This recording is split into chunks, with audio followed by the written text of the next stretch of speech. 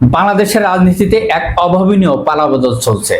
দর্শক, যে বিএনপিকে মনে করা হচ্ছিল আগামীর ক্ষমতার প্রধান দাবিদার, তাদের রাজনৈতিক অদৃশ্যতার সুযোগ নিয়ে মাঠে পুরো নিয়ন্ত্রণ এখন জামাত ইসলামের হাতে। জুলাই বিপ্লবের চেতনা আর এই দ্রব্যমূল্যের হাহাকার, ঠিক তখনই বাংলাদেশ জামাত ইসলাম একক আধিপত্যের দিকে এগোচ্ছে। বিএনপি এখন নিজেদের ভুলে চোরাবালিতে আটকে পড়ছে। জামাতের এই বুদ্ধিমত্তার কৌশলে রাজনীতির মুখে বিএনপিকে তবে তাসের ঘরের মতন ভেঙে পড়বে নাকি রাজনৈতিক চিত্র ভিন্ন কোনো মন নেবে? দর্শক, ভিডিওটি সম্পূর্ণ দেখুন এবং ভালো লাগলে ভিডিওটি সর্বস্তর শেয়ার করুন। রাজনৈতিক মাঠে বড় ভুলটি করে ফেলেছেন বিএনপি। জুলাই আগস্টের পর রাজপথ যেমন উত্তপ্ত করেছিল, সেই জনগণের পালস ধরে রাখতে ব্যর্থ হয়েছে বিএনপি।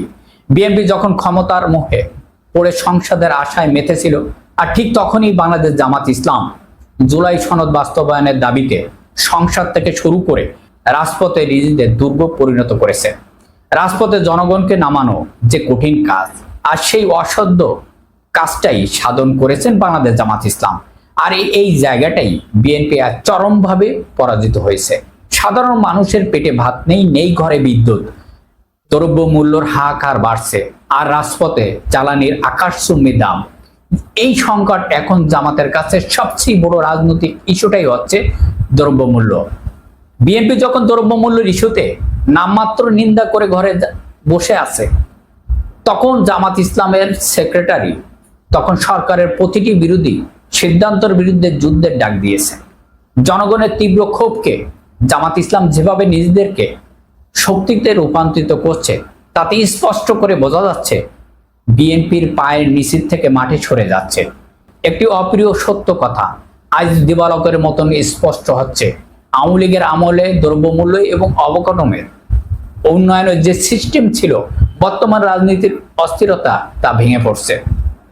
বিএনপির এই পরিস্থিতি মোকাবেলায় কোনো সুনির্দিষ্ট রোডম্যাপ দিতে পারেনি। ঠিক এই দুর্বলতাকেই জয় বাংলা, অর্থাৎ রাজনৈতিকভাবে ছিন্ন বিচ্ছিন্ন করে দিতে যাচ্ছে বাংলাদেশ জামাত ইসলাম।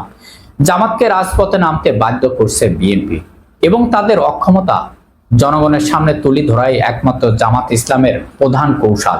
জুলাই সনদ, জুলাই বিপ্লবের আবেগের সাথে অধিকাংশ জনগণ জড়িত থাকলেও বিএনপি সেই ইমোশনকে ধরে রাখতে পারেনি।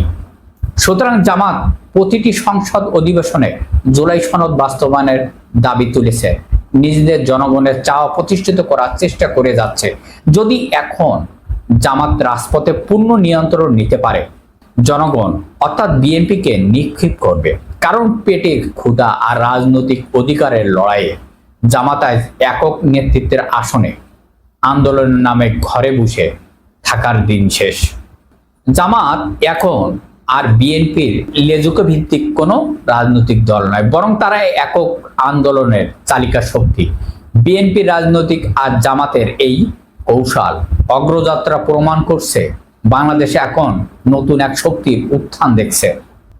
ক্ষমতার স্বাদ পেতে বিএনপি অন্ধ, তবে কি পারবে জামাতের সাথে মোকাবেলা করতে, নাকি মাঠে দখল ছেড়ে দিয়ে ইতিহাসের পাতায় হারিয়ে যাবে?